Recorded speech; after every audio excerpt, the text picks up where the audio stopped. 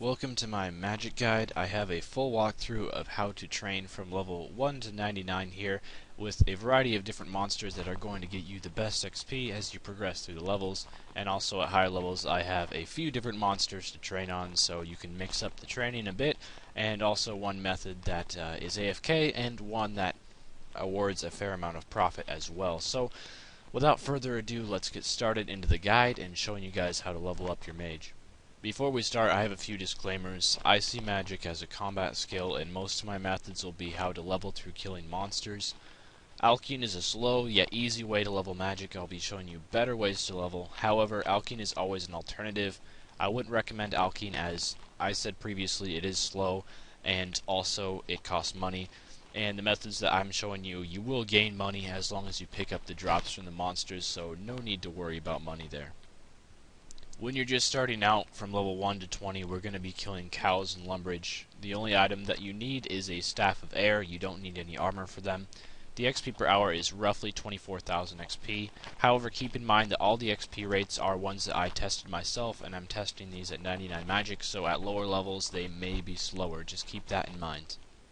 So for first starting off mage, you just want to make sure you have a Staff of Air. You really don't need any other items, and you want to go into your spellbook and auto-cast the Air Strike spell, and since you're using a Staff of Air, you won't be using any runes for this, so it's completely free. And then just these cows, which are a little bit to the east of Lumbridge, you just go into the pen here and kill the cows, and this is a great way to very first start off killing. They are weak to earth spells, but a air spell kills them just fine as well. You don't have to worry about that. And you get 26 mage XP per kill, which might not seem like a lot, but you can one-hit them even at level 1 mage, so it does add up to be quite a bit of XP when you're just starting out. From level 20 to 40, we're going to be in the Lumbridge Catacombs. The items you need for this are a spider wand and a spider orb and some spider silk armor if you feel that you have a lower defensive level and you need it. You can also bring food here as well. The armor isn't very required if you have a higher defensive level around 30 or 40. You also need air runes, and the XP per hour here is about 36,000 XP, so it is significantly better than cows. You can buy all the spider stuff and the air runes off of the GE, so yeah, that's pretty easy to obtain. At 20 mage, we're going to be killing skeletons in Lumbridge Catacombs, so before you can start this method, you have to complete the quest, the Blood Pact. You need to talk to this lady who will be right here in the southern part of Lumbridge by the graveyard, and then once you finish the quest, you can climb down the catacomb entrance, and then climb down these stairs right here, just to the west, and then climb down the next set of stairs and you're in the catacombs, and then it's just a quick run through the catacombs to the skeletons.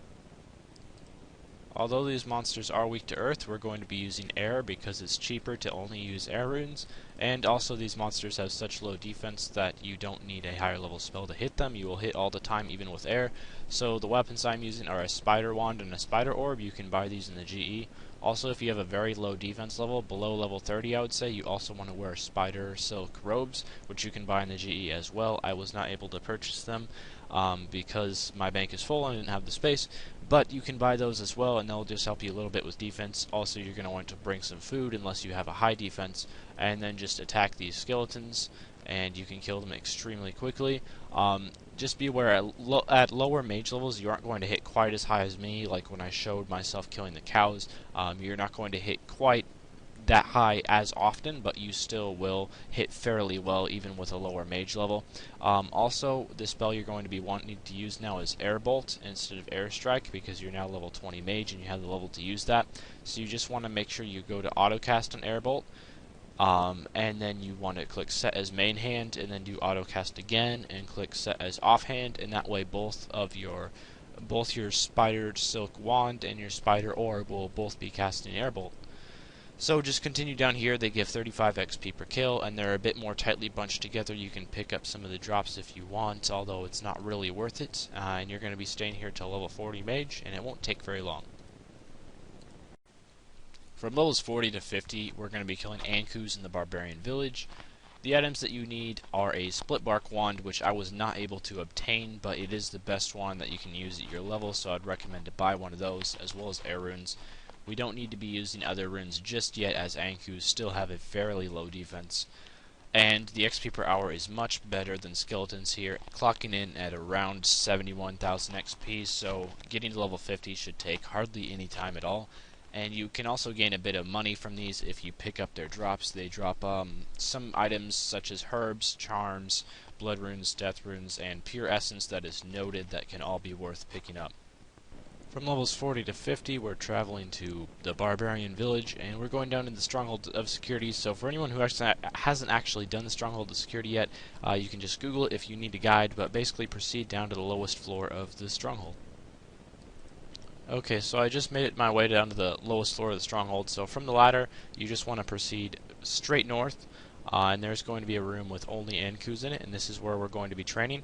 For level 40, you're going to want to buy a split bark wand off of the Grand Exchange, and this will be your best wand that you can use at this level. Unfortunately, I was not able to grab a hold of one, so I'm using a bat wand instead, but the XP per hour shouldn't be too different. Also, remember that once you get level 41 magic, you want to start using the Air Blast spell, because that's the spell you can use at 41. These also do drop a few charms, mostly golds, and they can also drop some items of higher value such as herbs, blood runes, death runes, and noted pure essence. So if you are looking for a bit of profit, you want to pick those up as well, and just continue training here until you reach level 50. From levels 50 to 70, we're going to be killing Earth Warriors in the Edgeville dungeon. This is in the wilderness, however, being PK'd here is highly unlikely, but just in case if you are staying here for extended periods of time, don't bring items that you are too stressed about losing. You also want to upgrade to be wearing bat armor and a bat wand and book, and make sure you bring lots of food as well because they can hit pretty hard. You also want water and air runes because they have fairly high defense, so you're going to need to use a water spell because that is what they're weak to. This is also an AFK spot, so you don't need to be paying full attention to the screen, which is great. Everyone loves AFKing, and the XP per hour is nearly 100,000, clocking in at 98,000 XP per hour is what I got there. The next stage of our journey from level 50 to level 70, which is quite a leap, is we are going to be killing Earth Warriors. We are going to be killing these in the wilderness, so just beware of PKers, but it is an Edgeville dungeon which hardly anyone actually frequents, so it shouldn't be a big deal. A couple things that you want to know is, first of all, you want to be using fairly good defensive armor because the Earth Warriors are level 112, so if you are low defensive level, they can hit you pretty good. You're also going to want some food, so you can last here a while, and also you want to make sure that your Wilderness Multi-Combat indicator, which is this, you want to turn that so that the cross swords are over your head, because if they are not, you will only be able to attack one Earth Warrior at a time, and you won't be able to attack another until that one dies. Another great thing about this spot is it actually is quite AFK. If you stand in the spot where I am standing, only one Earth Warrior can attack you at a time, and they are aggressive no matter what level you are, so the next one will just come right up to you and attack you next. So this can be a very good AFK spot. You can AFK here for 10 minutes until you have to move spots. One other thing is you might want to get a Tome of Frost, since these are weak to water. The Tome of Frost provides unlimited free water runes, and at level 50 Mage is one of the best offhands that you can use. And of course you want to be upgrading to Batwing with a Bat Wand at level 50 Mage, of course. So just make sure you're using the spell Water Blast and dual cast the Earth Warriors. They also drop a fair amount of Crimson Charms and some herbs too, of course. So you want to keep an eye out for those. They're also kind of higher levels, so they might drop effigies as well. But overall, this is just a great way to train, and you should be able to get level 70 in no time. From level 59 to 99, if you have completed the Family Crest quest, you can superheat gold bars using nature runes and a Staff of Fire. You need the gold smelting gauntlets that you get from a reward from the quest, as well as gold ore. You do lose money doing this. However, I decided to throw this in there because I know a lot of people need to train smithing as well as mage, and this is very good XP per hour in both. You get about 130,000 mage XP per hour and 140,000 smithing XP per hour if you are going at full speed. Just keep in mind you will lose money from doing this, and it is not AFK. It requires a lot of clicking, but if you are up to the challenge, the rewards are pretty good. Superheat item is more commonly known as a way to train smithing, but you can also train mage with it as well. It gives about 130k Mage XP per hour, and you also get a lot of Smithing XP per hour as well. So unfortunately I'm wearing Cooking Gauntlets, but as a reward for the Family Crest quest you can instead get Goldsmithing Gauntlets. You can also change them to Goldsmithing Gauntlets anytime by going to the Alcarid mine and talking to the man there in a gold cape, and he'll change them for you. And while wearing these gauntlets, if you superheat gold ore, it will give you 56 XP per ore for smithing and also 52 XP per ore for magic.